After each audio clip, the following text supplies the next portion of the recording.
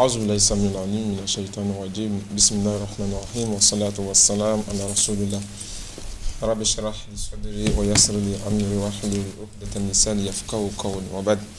Chers frères et sœurs en islam, auditeurs, auditrices de la radio et télévision Bonferré, assalamu alaikum wa rahmatullahi wa barakatuh. C'est avec un réel plaisir que nous vous retrouvons en cet après-midi de ce vendredi dans la dynamique du rendez-vous hebdomadaire, votre émission Jeunesse Active, l'émission de l'Association des étudiants musulmans du Niger avec la collaboration du groupe radio et télévision Bonferré. Amis jeunes, chers téléspectateurs, dans la même dynamique, je l'annonçais tantôt, aujourd'hui nous abordons une thématique d'actualité dans la logique de celle que nous avons entamée la semaine dernière, le rapport entre les études et le boulot. Le rapport entre les études et le boulot. Notre problématique s'intitule ainsi « Entre les études et le souci de s'assurer un boulot, une jeunesse désemparée ». Entre les études et le souci de s'assurer un boulot, une jeunesse désemparée.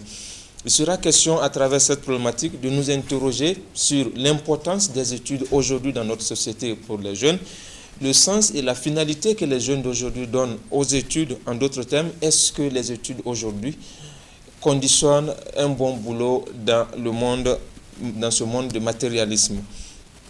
Pour en parler, je reçois donc sur ce plateau 3 invités. Nous avons avec nous Dr Jamilou Issoufou, il est médecin de formation.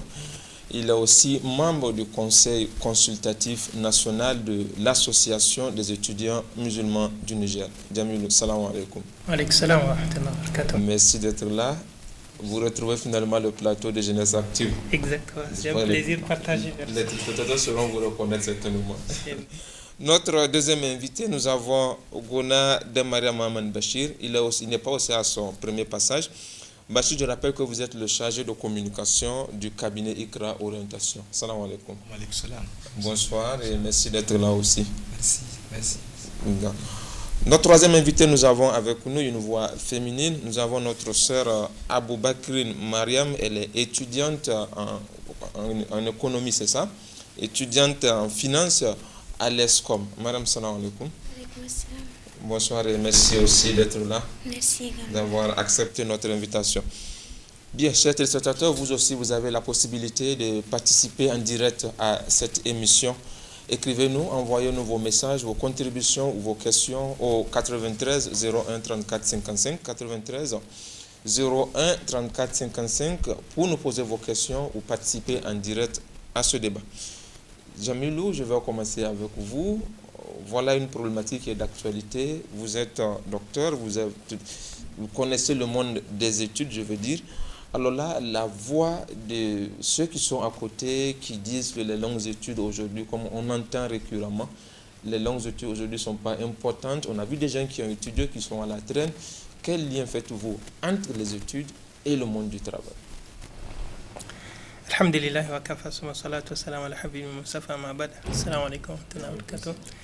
Je vous remercie en premier lieu d'abord pour m'avoir ramené sur le plateau. Ça fait un bon bout de temps. Et nous remercions aussi toujours la télévision Bonferré qui accompagne la jeunesse dans cette activité. Que Allah subhanahu wa ta'ala nous assiste. Donc par rapport à cette problématique, elle est réelle. Hein? Elle est réelle. Ce qu'on peut dire, c'est que elle a plusieurs causes ou plusieurs raisons. Compte tenu de l'importance qu'accorde d'abord la société à ces études dites longues, et aussi par rapport à la finalité à laquelle les jeunes se retrouvent. En fait, qu'est-ce que je voudrais dire par là? La société ou notre société en général ne valorise pas en réalité la recherche de la science en développant à côté des alternatives qui lui permettent de mener sa vie. Aujourd'hui, les gens pensent que nous n'avons pas besoin d'étudier pour réussir. Bien évidemment, chacun a une définition qu'il donne à la réussite. Et d'une manière générale, ce qu'il faut dire par rapport aux études, islamiquement, notre prophète sallallahu alayhi wa sallam nous a encouragés à chercher le savoir. Et il en a fait une obligation. Donc, de notre tradition islamique, la recherche de la science est une obligation. Et il n'y a pas une période à laquelle il faut la signer. Dire que c'est quand on est petit qu'il faut chercher le savoir ou bien quand on grandit qu'il faut le chercher. Non, c'est du début jusqu'à la fin. Donc, en réalité, notre vie doit être une vie qui est dirigée ou orientée vers la recherche de la science. Ce qui n'est pas le cas dans notre société actuelle. Le deuxième plan que je disais tantôt, c'est que les gens se sont développés une autre interprétation de la réussite en créant des alternatives qui, pour elles, en créant des alternatives pour la société, pour assouvir ou bien arriver à cette réussite-là. Tout le monde, aujourd'hui, pense qu'en réalité, pour qu'on dise que vous avez réussi, c'est qu'il faut avoir du matériel. Il faut avoir de l'argent, en termes clairs. Mais en réalité, l'argent ne fait pas tout. D'ailleurs, l'argent, c'est une conception ou une finalité de la science. C'est que c'est des hommes qui se sentent vus dans la nécessité de créer quelque chose qui va faciliter les échanges. Donc, c'est un fruit de la réflexion en réalité. Ce qui, malheureusement, les gens n'ont pas cette conception de la chose. Donc, d'une manière générale, pour ne pas monopoliser la parole, c'est que cette problématique dans laquelle nous vivons actuellement, c'est qu'elle a ses raisons. Et ces raisons-là ne sont pas, à mon avis, fondées. Parce qu'elles sont en contrepartie avec notre religion qui nous incite à la science et elle est en déphasage avec la vraie définition de la réussite, en quelque sorte. Justement. Alors, Bachir, on vient d'écouter Jamilou qui plante le décor en évoquant déjà les raisons de cette problématique aujourd'hui qui est dans la société. Le rapport entre les études, faut-il faire de longues études pour s'assurer un boulot parfait, ou en réalité on voit ceux qui ont étudié aussi qui n'ont pas de boulot. Et c'est justement toute la problématique qui est là. Est-ce que vous faites un lien entre les études et le monde du boulot? Avant de dire quoi que ce soit, permettez-moi, comme à mes habitudes, de remercier le Tout-Puissant, le très miséricordieux, de nous avoir aujourd'hui donné la chance, l'intelligence de pouvoir aujourd'hui venir nous prononcer une fois de plus par rapport, comme je le disais tantôt, à des questions qui nous engagent en tant que jeunes. Moi, par rapport à cette thématique, après le raisonnement combien de fois pertinent de notre ami, moi j'aimerais faire une approche plus ou moins scientifique de la question. Il faut d'abord comprendre deux choses. Les mots-clés que vous avez cités tout de suite, le travail, le boulot, qui est ici dans ce contexte utilisé comme état le travail, et maintenant les études. Le travail, déjà, pour définir le travail, c'est une activité quotidienne permettant à l'homme de pouvoir subvenir à ses besoins. On peut appeler ça boulot, moyennant une rémunération. En tout cas, les études, parallèlement, on peut considérer que c'est une activité tournée vers l'acquisition d'un savoir ou l'apprentissage d'une chose. Déjà, moi, je pense que c'est des activités qui se rejoignent. Parce qu'aujourd'hui, vous pouvez étudier et en même temps avoir un boulot. Vous pouvez avoir un boulot et en même temps étudier. Parce qu'il a si bien dit que vous soyez musulman, chrétien ou même athée, votre entourage, votre société vous reconnaîtra le fait que vous vouliez ou bien que vous ayez le devoir d'aller chercher un savoir quelconque. Donc moi je pense que par rapport à cela, il va falloir que nous puissions comprendre que l'un ne peut pas empêcher l'autre.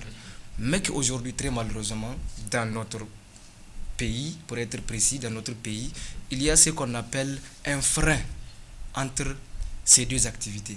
Aujourd'hui, vous pouvez être étudiant. La preuve, à chaque fois qu'il y a des concours, vous voyez bien sûr, vous voyez un étudiant qui est peut-être en 4e année, dès qu'il y a un concours de police, il va abandonner et aller faire son concours.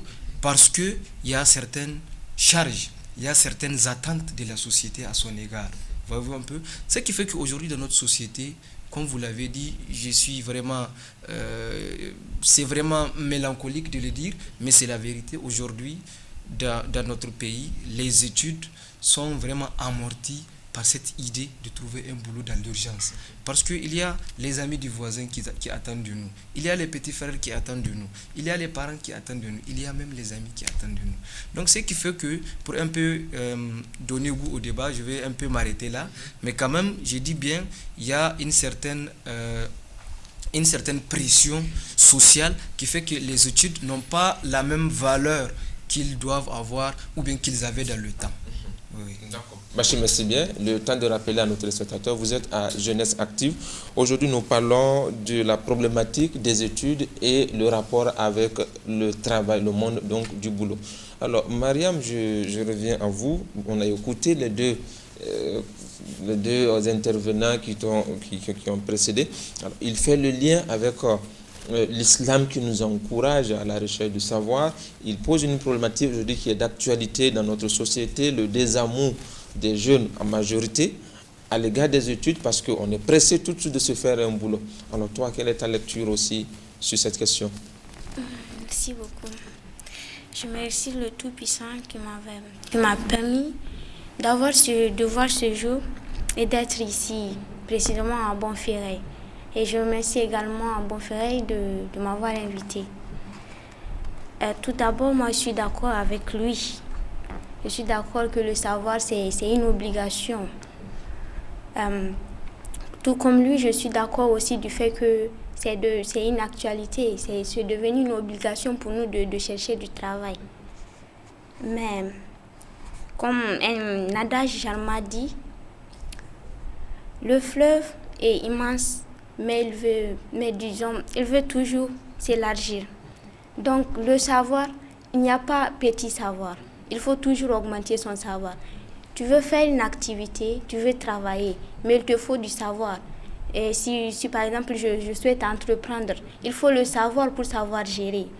Et je dirais plus, comme l'a recommandé le prophète, sallallahu alayhi wa sallam, que le savoir est une obligation. J'ai appris telle chose, je le mets en application. Cela me servirait. La chose là que j'ai appris, ça ne sera pas un regret pour moi, même si je ne gagne pas quelque chose, même si je ne gagne pas de l'argent. Mais quand même, un jour, cela sera applicable pour moi, je vais l'appliquer. Et je dirais que essentiellement, le fait de suivre une longue étude n'est pas une perte de temps. C'est plutôt un atout. Il y a des avantages. Rien ne se perd dans le savoir. Quand tu as le savoir, tu as vraiment tout. Même si tu ne gagnes pas, un jour. Je dirais même pour ceux qui disent je finis d'étudier, j'ai pas du travail. Mais quand même si tu n'en as pas, tu auras des enfants, tu auras des amis, tu auras des frères à qui faire part de ton savoir, tu vas les apprendre. Donc je ne veux pas. C'est là qu'il va les avantager. Et eux, peut-être, ils auront la chance de travailler. Et s'ils travaillent, ils ne vont pas t'oublier, certainement. Oui. Bon, je vais m'arrêter alors là, madame, je vais rester avec vous avant de donner la parole aux autres. Là, vous êtes en troisième année, c'est ça? Non, deuxième année. Deuxième année en finance à l'ESCOM. Certainement, depuis le CI, les amis avec lesquels vous avez commencé, certains ont abandonné, ils ont intégré d'autres domaines. Il y en a qui sont peut-être devenus des commerçants. Quand il vous arrive de les croiser quelque part dans une situation financière assez appréciable, comment vous vous sentez? Quel est le complexe que vous avez généralement? Voilà. Moi, je dirais que chacun a sa vie. C'est Dieu qui donne. Moi, ma conception, je sais que je vise les études, j'aime étudier. Et je sais que tôt ou tard, tant que j'ai de la chance, un jour, moi aussi, je serai à leur place. J'ai des amis, bien sûr, des amis qui maintenant, il y a certaines qui sont enseignantes à l'école primaire, d'autres sont des porteurs, des policiers, etc. Ils gagnent leur vie, bien sûr. Le jour viendra pour moi aussi de gagner. On ne sait jamais. C'est leur chance. Moi aussi, peut-être ma chance sera meilleure que la leur. Donc, je vois que... Mais est-ce que ça vous plaît de rester toujours avec vos cahiers, en train de chercher à étudier? Ça ne vous gêne pas? Vous n'avez pas envie de devenir comme eux aussi tout de suite? J'ai envie.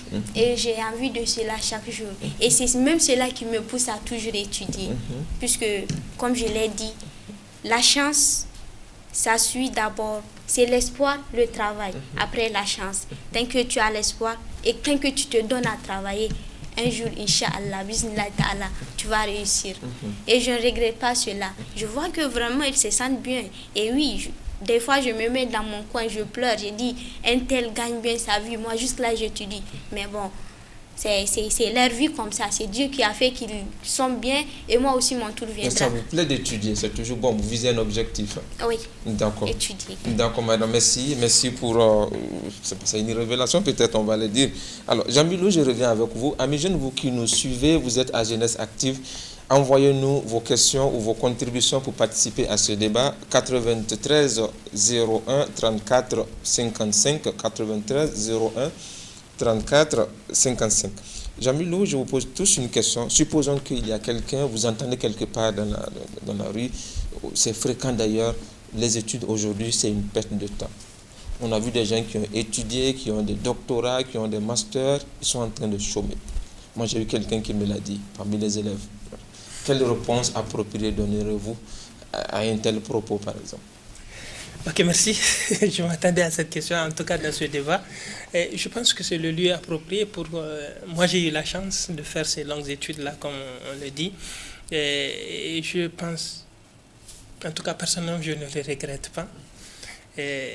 Mais il va falloir qu'on revienne d'abord sur la conception de ces études-là et à quoi...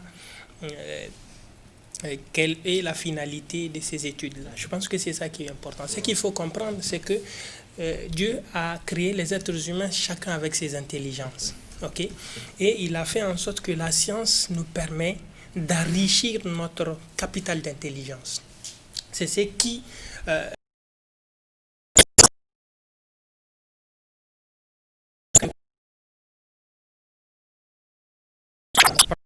plus notre intelligence se développe.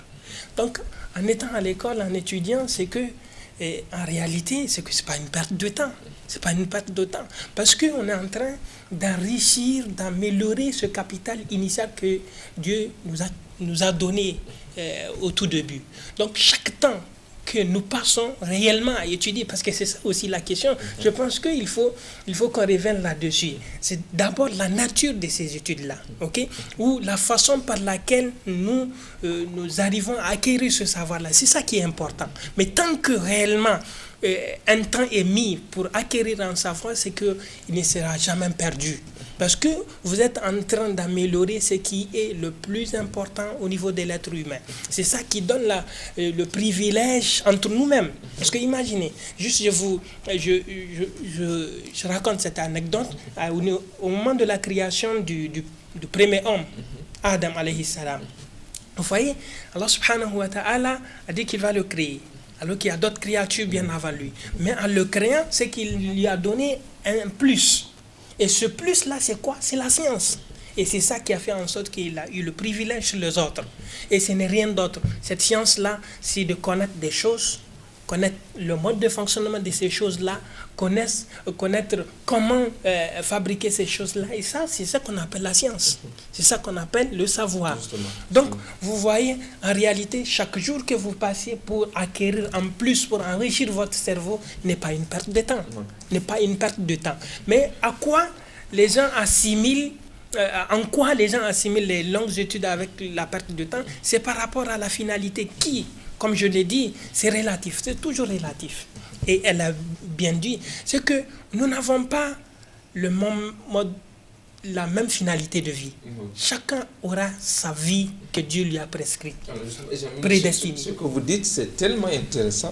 C'est intéressant pour celui qui arrive à pénétrer, à comprendre votre message. Alors aujourd'hui, il a relevé un élément qui, à mon sens, est très important. Aujourd'hui, nous sommes dans une société où pratiquement les jeunes font face à une pression. Aujourd'hui, papa ou maman qui t'a scolarisé depuis le CI jusqu'à un certain niveau à l'université, il attend de toi. Les amis attendent de toi. Et toi, tu veux aussi t'affirmer socialement d'un point de vue matériel, on veut dire. Et il y a toute cette pression, finalement, qui s'abat sur les jeunes étudiants, ou les jeunes apprenants, on va dire, en majorité. Et ce qui pousse la plupart des cas à abandonner. Les jeunes qui vous suivent aujourd'hui, le message que vous êtes en train de donner, l'importance du savoir, fondamentalement par là, Comment davantage comprendre ce message en lien avec cette pression matérielle de la société? En fait, ce qu'il a dit, c'est un frein. Ce sont des obstacles de la vie et liés à notre société en réalité, ou même à d'autres sociétés. Mais je pense que ça fera partie des solutions. Il faut que quand on met un enfant à l'école, qu'on lui donne le temps d'apprendre et qu'on sache qu'en réalité, tout ce qui va advenir après ne sera qu'un fruit de ce savoir-là. Okay? Et qu'on lui donne le temps réellement d'apprendre. Parce que sans cette science-là, mais en réalité, on n'évolue pas. Et quand on n'évolue pas individuellement, c'est que collectivement, c'est qu'on n'évolue pas. Parce que si on ne fait pas ces études dites longues, mais avec le temps, qui va nous soigner? Est-ce qu'on aura des médecins? Est-ce qu'on aura des chercheurs qui vont chercher à trouver des solutions par rapport à des problématiques? Qui va le faire à notre place? Donc vous voyez, en réalité, par rapport à ces pressions-là, même, on a vu ces gens à qui on met la pression. Ce n'est pas tout le monde qui arrive à réussir. Parce qu'on n'a pas les mêmes destinées. Tu peux abandonner l'école en pensant que tu vas te retrouver tout de suite, tu auras de l'argent. Mais en réalité, ce n'est pas évident. Ce n'est pas aussi simple que ça. Donc, vous voyez, moi, je pense que tout le monde ne peut pas être riche dans la vie. Ok? Tout le monde ne peut pas être riche. Il faut avoir. Ça, c'est une conviction qu'il faut avoir et ça va vous permettre de vous tranquilliser. Mais vous pouvez vous construire une vie, une bonne vie, en ayant à l'esprit ce que vous êtes là pour être en plus pour la société, pour être utile. Et je pense que c'est à ce niveau-là que les jeunes doivent corriger l'erreur. C'est que quand on est à l'école, il faut se dire que je dois être utile. Je dois être utile à moi-même, aux autres. Mais comment? C'est à chacun de trouver la façon par laquelle il veut être utile, il veut être en plus pour la société. Et si on choisit le chemin qui mène à l'école, sachant que ce n'est pas une perte de temps. Et tôt ou tard, les études, comme c'est caricaturé, c'est qu'il y a un temps. De façon caricaturale, comme ça a été organisé, c'est qu'il y a un temps pour ça. Après ce temps-là, bon sens, c'est qu'on va faire quelque chose. D'accord. Jean-Milo, merci pour ces éclaircissements. Peut-être une dernière question pour boucler avec cette partie du rapport entre les études et le matériel. Bachir, je reviens à vous. Il y a quelqu'un, lorsque j'ai préparé cette émission, on avait fait le poste, il y a quelqu'un qui m'a fait une confidence. Chez lui, au village, quand il va, c'est un étudiant, et ses parents lui prennent un exemple, par exemple. Le fils d'un tel, il n'a que le brevet. Aujourd'hui, c'est un salarié. Et regardez la maison qu'il a construite. Il a amené ses parents au Hajj. Toi, tu es à l'université, finalement, qu'est-ce que tu veux? C'est quel genre d'études tu es en train de faire? À sa place, Bachir, supposons que la question vous a été posée. Que direz-vous en termes de réponse? Déjà, quand vous avez posé le problème, je me suis senti concerné. Je me suis senti d'ailleurs visé. Parce que, et il faut le rappeler, je suis aussi étudiant, je suis à l'université de Niamey. Je le comprends vraiment. Et ce qu'il faut se dire par rapport à ça, c'est que lui, et c'est lui qui a une vie déjà construite avec un brevet, n'ont pas le même objectif dans la vie. Lui, par exemple, celui qui a ce brevet, il se limite à cette maison qu'il a construite, à cette famille qu'il a construite. Alors que quelqu'un qui dit qu'il veut être étudiant, qui dit qu'il veut faire des longues études, c'est là qu'il a des ambitions, non seulement pour lui, mais pour son pays de façon générale. Et revenons à cette situation qui, pour moi, est alarmante.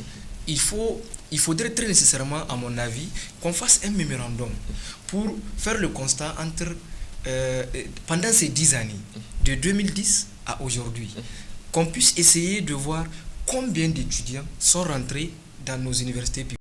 Et encore aujourd'hui, qu'on vienne voir combien en sont sortis. Moi, je me dis, pas moins de 30%. Parce qu'aujourd'hui, je pars en connaissance des causes.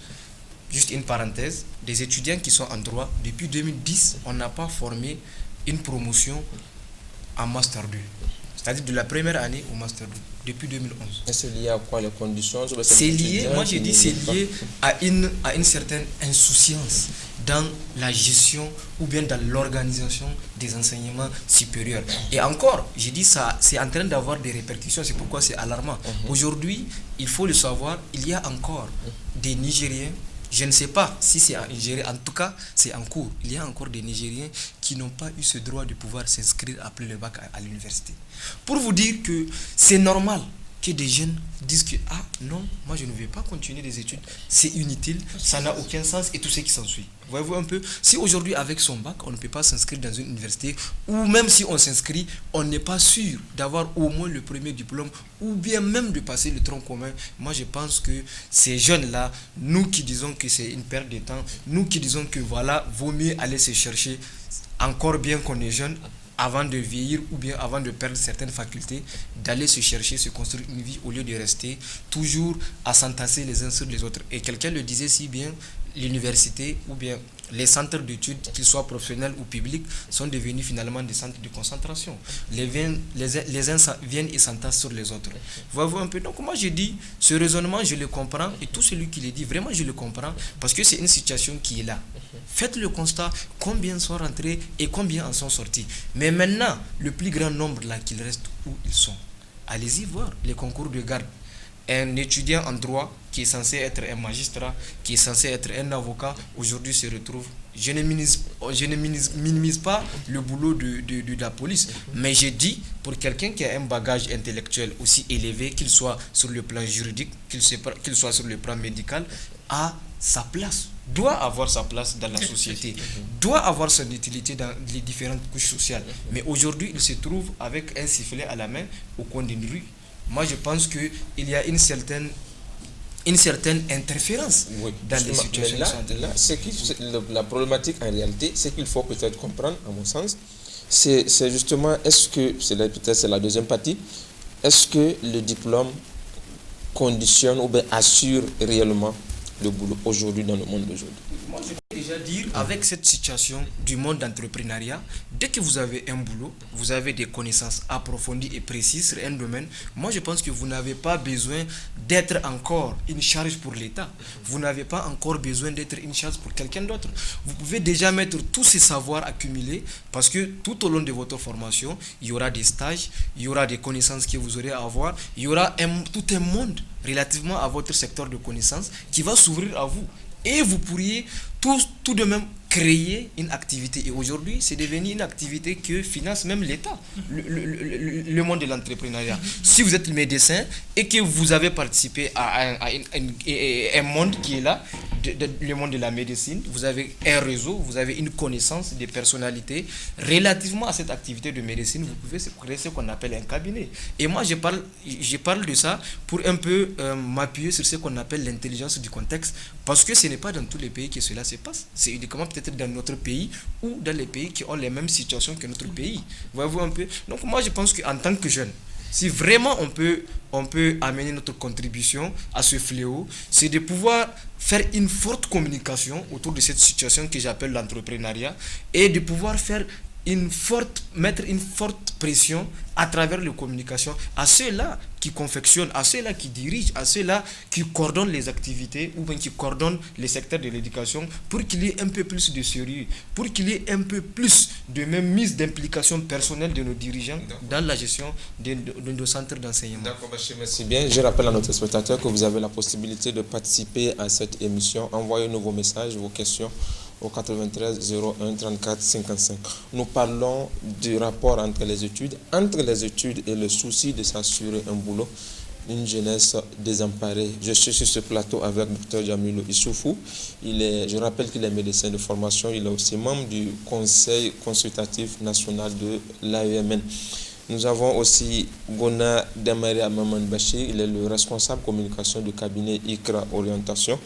Aboubakrine Mariam, elle est étudiante en deuxième année de finance à l'ESCOM.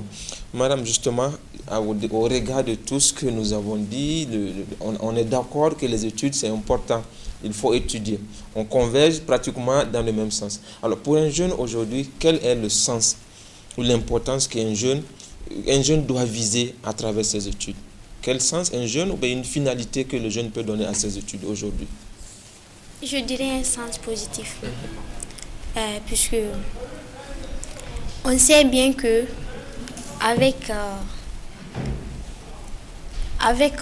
si l'on veut être un cadre de la fonction publique, par exemple, il faut certainement que la personne ait un bac plus 5. Et cela veut dire que c'est une longue étude, puisque ça dépasse le bac. je dirais bien que l'étude n'est pas une obligation si la personne veut, mais c'est... Je sais un peu... J'ai envie de te demander, Mariam, tout de suite, pourquoi vous étudiez aujourd'hui? Moi, je vise loin. C'est pourquoi j'étudie. Je veux pas... Allez, oui. Voilà. Je veux pas me limiter. Je souhaite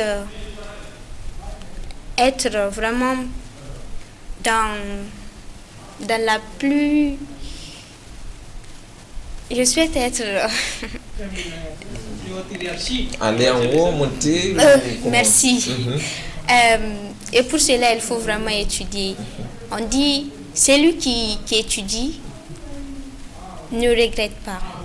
Et disons, je suis un peu... Mais là, justement, ça va passer. Le temps de lire un message qui vient de nous parvenir. Il y a Mustafa Kange qui nous écrit « Assalamu alaikum, qu'Allah vous bénisse. Les longues études sont toujours profitables et c'est peu importe le temps qu'elles durent. Tout dépend de ce que l'on vise. Certes, la société met une pression incroyable pour certains. La nécessité y est d'obtenir un travail dans l'urgence. Il faudrait qu'on l'accepte. On peut beau envier les autres amis parce qu'on les voit avec le bien matériel, une grosse voiture, une belle maison, mais ce n'est pas cela la réussite dans la vie.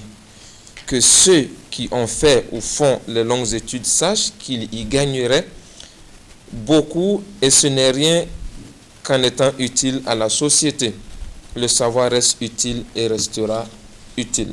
Signé Mustafa Kange. Deuxième message d'un téléspectateur qui nous écrit « Bonsoir, jeunesse active. Il y a certains qui, c'est le cas pour certains parents qui les empêchent à continuer les études. De quoi pouvez-vous les conseiller ?» Il pose une question, il y a des parents qui les empêchent de continuer, il demande votre conseil. Signé Abdoulaye de Issa Berry. Un autre message, le troisième. Bonsoir, Bonferré. Tous mes encouragements envers vous. Permettez-moi de donner mon avis sur la thématique de votre débat. D'après moi, l'école est juste un canal par lequel on passe pour devenir un actif, un intellectuel pour soi-même et pour son pays. Mais de là, il ne faut pas voir le côté négatif de ceux qui la quittent pour entreprendre ou pour autre chose. Étudier, c'est la meilleure solution, mais tout le monde n'est pas dans cette chance. Mais savoir lire et écrire est une nécessité. Voilà brièvement les messages qui nous sont parvenus. Peut-être que vous aurez l'occasion de réagir sur ces différents messages. On revient avec Mariam. Mariam, le secret que tu nous caches aujourd'hui, ceux qui sont en train de nous suivre, j'ai envie de découvrir ce secret. Pourquoi Mariam vise loin? Pourquoi est-ce qu'on étudie juste pour avoir un bon boulot, pour être une chef quelque part? C'est ça la finalité, justement. D'accord, c'est pour entreprendre. Et on peut avoir un boulot et ne pas avoir... disons, on peut finir ses études et ne pas avoir un boulot. Mais à travers les connaissances acquises, je peux les utiliser. Je peux moi-même être un employeur. Je peux employer quelques-uns à travers ce que j'ai acquis comme connaissances. C'est dans ce sens-là que j'ai voulu parler, mais donc, qui m'a... Les idées sont parties. Oui. Alors, je vais profiter de la réponse pour poser la question à Jamilo. Est-ce qu'on étudie forcément pour avoir un boulot? Non. Alors, c'est quoi la finalité des études pour un jeune, finalement? Et c'est relatif, hein? C'est mon point de vue. Moi, je pense que la finalité pour les études, c'est avoir des connaissances dans un domaine qu'on aurait choisi, tout simplement. Okay? Maintenant, la mise en pratique de ces connaissances-là, ça va dépendre des conditions dans lesquelles on se trouve. Okay? Comme de la même façon, on peut avoir un diplôme en médecine et ne pas pouvoir servir en tant que médecin. Okay? On peut être agronome et ne pas pouvoir exercer et finir en étant un commerçant, en étant un entrepreneur dans un domaine quelconque. La finalité n'est pas forcément d'avoir un boulot dans le secteur. Et là, c'est là où aussi il faut, moi je pense qu'il faut qu'on se détrompe un peu. certains veulent avoir un boulot dans le domaine dans lequel ils ont travaillé. Et c'est pas évident. C'est pas évident parce que parfois c'est difficile et ça les met en retard. Donc, et le problème c'est que quand on part à l'école et étudier un domaine, ça ne résume pas tout le savoir et toute la connaissance qu'on a acquise du début jusqu'à la fin. Et c'est là où aussi c'est important, parallèlement à nos études, de développer des compétences qui peuvent être utiles, qu'on peut utiliser une fois qu'on aurait besoin. Mais ça ne veut pas dire que aussi c'est qu'on a étudié, le domaine dans lequel on a fait ces longues études-là ne vont pas servir. Et vous allez être parfois surpris de certaines opportunités. Okay? Et ces opportunités, quand elles vont tomber, une fois qu'on a notre diplôme, on pouvait l'utiliser. Mais il ne faut pas avoir, en tout cas, être borné à ce point, penser qu'il faut avoir forcément un boulot dans le domaine dans lequel. Donc, travailler est une nécessité. De la même façon que chercher le savoir est une nécessité. Si on n'arrive pas à avoir un boulot dans le secteur dans lequel on peut, avec notre intelligence, réfléchir et voir comment on va s'en sortir. Là, je pense que c'est des choses qu'il faut se dire en tant qu'être humain. Et je voudrais répondre à une des problématiques ou la pression qu'on met sur les gens, comment gérer ça. Je voudrais un peu raconter une histoire. La chef de ma mère, je pense que c'est un livre que beaucoup ont lu par rapport, je pense que c'est Kiyosaki qui a écrit ça, j'ai oublié un peu l'auteur. Un truc comme ça. Donc il a donné cette histoire de la chef de ma mère. Donc ils ont eu un héritage, ces deux familles, une chèvre, chacune une chèvre. Chacune de ces deux familles. Rapidement. Et une fois que le parent était décédé, l'autre famille, compte tenu des besoins urgents qui étaient à l'an, ils ont décidé de vendre la chèvre et satisfaire le besoin. Et après, plus de chèvres, donc plus de capital. Ce qui fait qu'ils ont eu plus de problèmes qu'au début. Alors que les autres qui ont décidé de garder la chèvre et de temporiser jusqu'à ce que la chèvre donne des petits, avec le temps, ils ont réglé les problèmes et ils ont développé des compétences. Ce que je voudrais dire, parfois, ces besoins-là qui poussent les gens à quitter l'école, ce ne sont pas les seuls besoins. Et d'ailleurs, pas forcément les plus importants. Il y a quelqu'un qui a posé la question, il y a des parents qui vous obligent parfois à abandonner les études. Peut-être profiter pour répondre rapidement. Oui, à quitter l'école. Parfois on peut se retrouver dans des situations, mais ça ne veut pas dire qu'on a quitté définitivement. Peut-être pour un besoin ou bien pour un problème, parce qu'on ne peut plus continuer peut-être à payer. On peut satisfaire on peut régler ce problème et un jour on va. Mais quand même, ce que je voudrais dire par rapport à ça, il faut chercher le savoir. Qu'on soit à l'école ou bien qu'on soit dans... Il y a des formations, ok? Il y a, en dehors de l'école, il y a des petits ateliers. Il faut développer votre intelligence, votre cerveau, parce que c'est ça le plus grand capital. C'est pas l'argent. C'est pas l'argent. Et vous allez voir que ça va vous servir un jour, Inch'Allah. Donc, Jamil, on va prendre votre mot de la fin. Nous sommes au thème du temps rapidement en 1 minute. Les jeunes qui vous ont suivi, l'important du savoir, vous avez fait le lien avec l'islam. Brièvement, qu'est-ce que les jeunes doivent comprendre aujourd'hui face à la pression du monde matériel et la recherche du savoir, religieusement parlant, qu'est-ce qu'on peut retenir? Ce qu'il faut comprendre, c'est que tout le monde ne peut pas être riche dans la vie. Et la vie n'aurait pas de sens si tout le monde est riche. Et tout le monde n'a pas la même vie, le mode de vie. Donc il faut accepter le choix qu'on s'est fait. Mais que tout le monde cherche le savoir et avec le savoir qu'il aura acquis, soit utile à la société. Quel qu'en soit le domaine dans lequel vous avez cherché votre savoir, c'est d'être utile. Donc c'est deux nécessités. Chercher le savoir est une nécessité, une obligation, et travailler est une nécessité, une obligation. Donc c'est de voir comment faire un bon lien entre les deux et sortir gagnant. D'accord. Bachir, on va prendre aussi votre mot de la fin. Rapidement, on a parcouru cette problématique. Les jeunes qui vous ont suivi aujourd'hui, pour un jeune, quel espoir peut-il avoir pour les études aujourd'hui au regard de ce désamour grandissant que nous remarquons dans les études? La finalité des études qu'un jeune doit assigner à ses études. Brièvement, en quelques phrases, qu'est-ce que les jeunes doivent comprendre? Brièvement, comme vous l'avez dit en quelques phrases, d'abord, la finalité pour les études, je l'ai dit bien tantôt, c'est d'abord de faire la part des choses. Il y a les études et il y a l'apprentissage de métier, ce qu'on appelle les études professionnelles. Il y a ceux qui s'inscrivent dans ces études professionnelles, par exemple en construction métallique et tout ce qui s'ensuit. Là, déjà, c'est une voie tracée et la finalité, tout le monde la connaît, c'est l'exercice de ce métier qui est appris.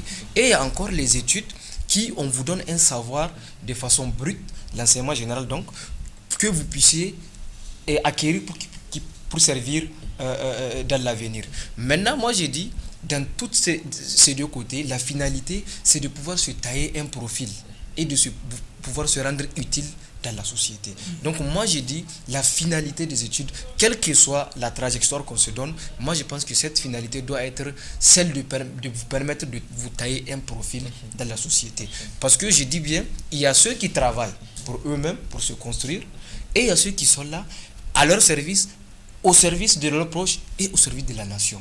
Et c'est ce qu'on appelle ceux qui font des études approfondies. Voyez-vous un peu? Donc moi je dirais, la finalité de toute étude, c'est de se tailler un profil et de se rendre utile à son prochain. J'ai fini par le prophète Mohammed sallallahu alayhi wa sallam qui dit, le meilleur d'entre vous est celui qui se rend utile à sa communauté. Moi je pense que si on veut être meilleur, c'est de maintenir, malgré les hauts et les bas, cette situation d'étude, savoir surmonter tous les hauts et bas que je viens de citer, et à la fin, pouvoir acquérir un minimum pouvant vous permettre de vous rendre utile à votre communauté. Et je pense bien que c'est en ce sens, on peut pratiquement être parmi les meilleurs ou le meilleur, parce que voilà la finalité, c'est de pouvoir se rendre vraiment utile à sa communauté, chez soi, autour de chez soi et autour de son pays. Et pourquoi pas au monde entier. Beaucoup des hommes l'ont fait. Merci pour ces éclaircissements, Mariam. On va prendre aussi votre mot de la fin. Nous sommes au thème de ce débat, les jeunes, surtout les sœurs qui vous ont écouté, qui ont envie d'être comme vous. Qu'est-ce que vous leur dites comme conseil, dernier mot, message? D'accord. Moi, je conseille tout jeune comme moi de se donner dans ses études. On peut étudier longuement sans pour autant travailler pour quelqu'un. Et d'ailleurs, même une personne qui se donne sensuellement, avec volonté, la personne se donne sensuellement dans ses études avec volonté. La personne là n'a pas besoin d'aller travailler pour quelqu'un, mais elle fera tout pour faire travailler d'autres personnes. Donc moi, je conseille tout jeune comme moi de se donner dans ses études avec sincérité, avec volonté et avec patience aussi. Dans toute chose, il faut la patience, il faut la volonté. Et Inch'Allah, ça va réussir. On n'a pas besoin de travailler pour quelqu'un. On n'a pas besoin de dire non, il faudrait certainement que j'aille travailler dans tel endroit ou tel endroit. Tu peux viser cela, alors que Dieu te programme, voilà, un autre chemin. Donc, il faut juste se donner et Dieu va s'en gérer, va s'en occuper du reste. D'accord, madame. Merci pour tous ces détails. Merci à vous, chers téléspectateurs. Merci, chers frères et sœurs, d'être restés fidèles à cette émission. Merci de nous avoir suivis, à toute l'équipe de réalisation. Merci. Merci aussi à nos invités, Dr Jamilou, Bachir, Mariam. Merci d'être passé sur ce plateau. Nous avons compris le message de nos invités. Il faut étudier. Il n'y a pas de raison de se décourager. Étudions. Quelqu'un qui étudie, il se libère. Quelqu'un qui n'étudie pas, il s'emprisonne, disait le célèbre prédicateur Tariq Ramadan. Étudiants, à vous aussi, chers téléspectateurs qui nous avez écrit, merci pour votre contribution inestimable. Rendez-vous, Inch'Allah, la semaine prochaine pour une nouvelle thématique. D'ici là, portez-vous bien et que Dieu vous bénisse, que Dieu bénisse notre cher pays, le Niger. Assalamu alaikum wa rahmatullahi wa barakatuh.